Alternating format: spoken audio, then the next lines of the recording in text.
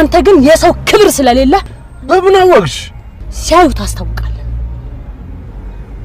ሰማኛለህ? ክብሬ ነው እዚህ ድረስ ያመጣኝ። አሁን እዚህ ቦታ ክብርም ምን አመጣው? ደግሞአለሁ፣ ክብሬ ነው እዚህ ድረስ ያመጣኝ። አትሳሳች። አትበለኝ።